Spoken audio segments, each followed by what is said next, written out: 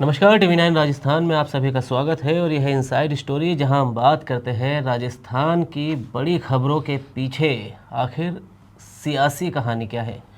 और आज की इनसाइड स्टोरी हम बात करेंगे वसुंधरा राजे की और उनके दिए गए एक बयान की, जो सोशल मीडिया से लेकर सियासी गलियारों तक में चर्चा का विषय बना हुआ है। दरअसल बयान है कि मैं खुद ही अपने आप को नहीं बचा पाई तो तुम्हारे लिए मैं क्या कर सकती हूँ। ये बयान सोशल मीडिया पर तो मतलब सियासी बवाल खड़ा ही कर रहा है, लेकिन इसके पीछे कई सवाल खड़े हो गए और उसी पर बात करेंगे पुष्कर सर के साथ कि आखिर इसके पीछे बयान के पीछे सियासी मायने क्या है।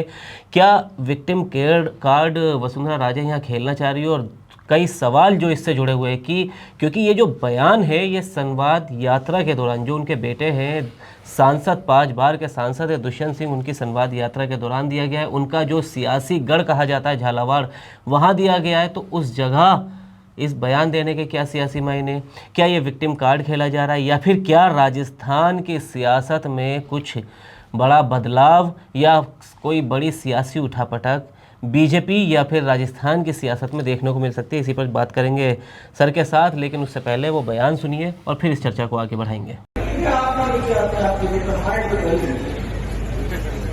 भैया मेरा चला गया, मैं अपने आप को नहीं बचा सकी, तुम कह रहे हो कि अब आप। तो सुना वसुंधरा राजे का बयान तो बहुत छोटा है, लेकिन इसके सियासी मायने बहुत बड़े। तो सर, सबसे पहले क्या ये विक्टिम कार्ड है या फिर वसुंधरा राजे इशारा कर रही है या फिर अपनी ताकत दिखा रही है कि आज भी उनके बगैर राजस्थान में बीजेपी को मतलब सोचा भी नहीं जा सकता, या अपनी वो सियासी धमक दिखाने की कोशिश कर रही है?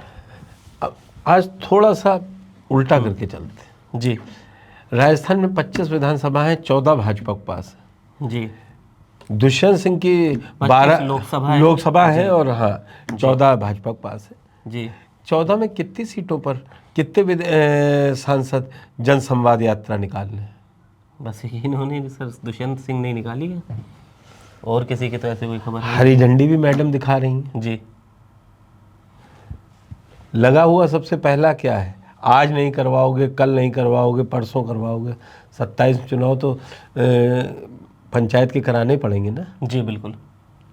ये समझिए जनसंवाद यात्रा आज के समय निकल रही है जब महिला आरक्षण बिल 2029 पेश होने जा रहा है 16 तारीख को स्पेशल सेशन पार्लियामेंट में।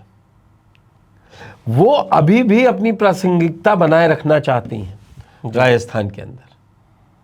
अगर मौजूदा मसौदा जो मिल रहा है उसमें डायरेक्ट जितनी सीटें हैं उतनी आधी बढ़ जाएंगी जी। 200 से 300 हो जाएंगे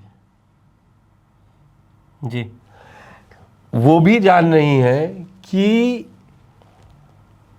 अगर राजनीति में बने रहना और यहाँ की राजनीति करना है तो इस तरीके की यात्राएं करना जरूरी है जी, जो वो पहले भी करती आई हैं। अब मूल बात पे आ जाते हैं जी। कि जो किस्सा सुनाते हुए बोली कि मैं किसका काम कर दूं, यहाँ तो मैं अपने ही काम नहीं बचा पाई। जी। सोचिए कि एक नेता कब ये कह रहा है। मैं फिर आ रहा हूँ और करीब ले आता हूँ, 21 तारीख को पचपचरा रिफाइनरी का उद्घाटन है जी।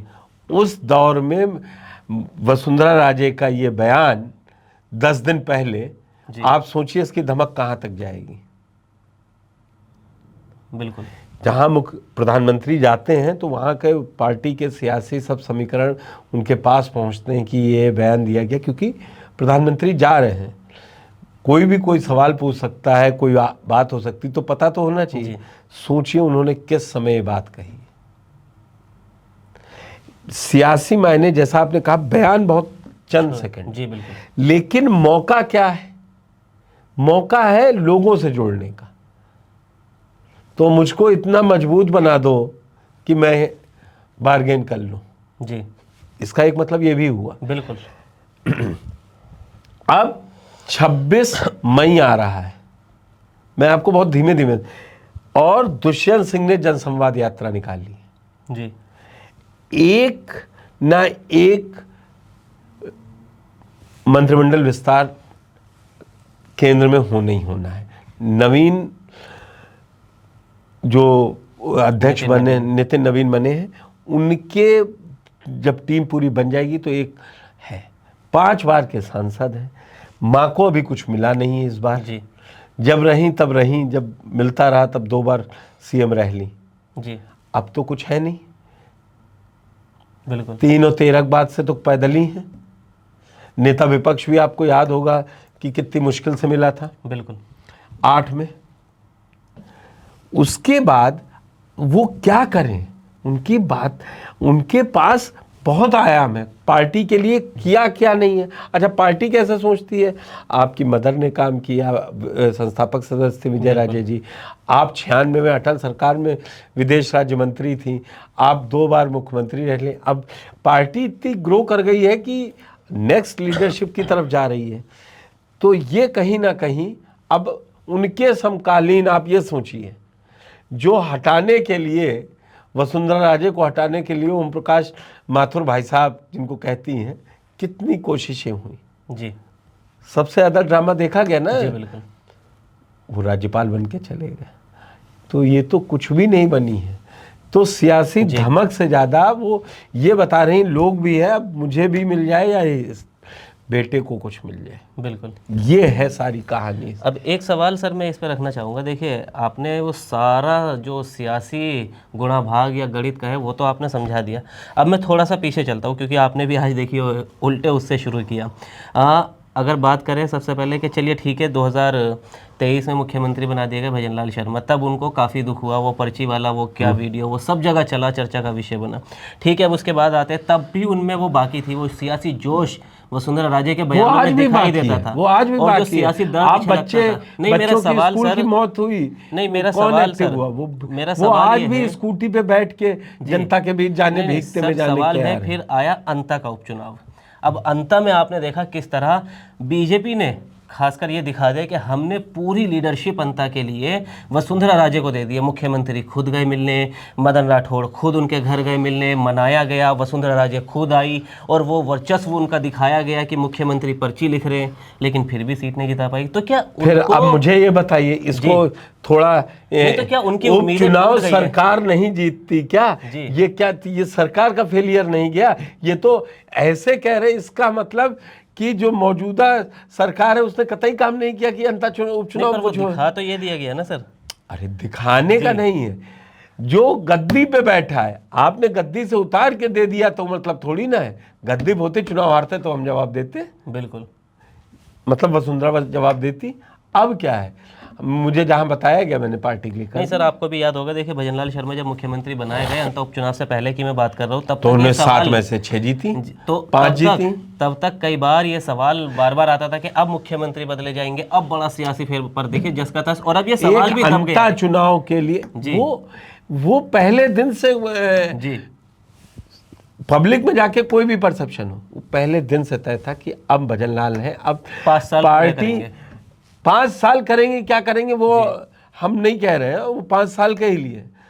अब लीडरशिप में नितिन नवीन आ गए, अब भूल जाइए कि पीछे कौन कौन था जी, अब बीती ताई बिसारिए आगे के सुधले, तो वो आगे वाले में है, इसीलिए बेटे की जनसंवाद यात्रा चला रही हैं। बिल्कुल।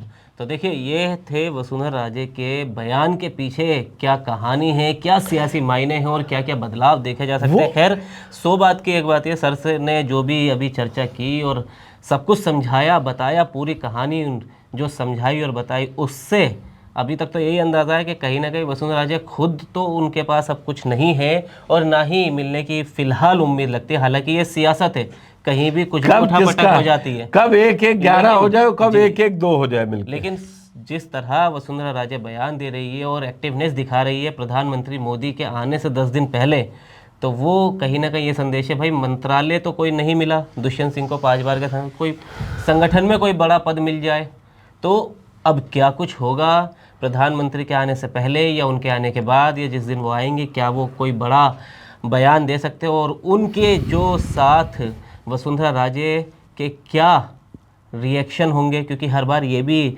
उनके रिएक्शन जो होते हैं प्रधानमंत्री मोदी के साथ वो भी चर्चा का विषय बनते हैं। सब बताएंगे आपको TV9 राजस्थान पर। फिलहाल आज की इनसाइड स्टोरी में इतना ही। आपकी क्या राय है वसुंधरा राजे के इस बयान पर, ये क्या सवाल है आपके, आप भी अपनी राय और सवाल कमेंट बॉक्स में ज़रूर बताएं। वीडियो को लाइक कीजिए, शेयर कीजिए और TV9 राजस्थान को सब्सक्राइब कीजिए राजस्थान से जुड़ी हर खबर के लिए। शुक्रिया।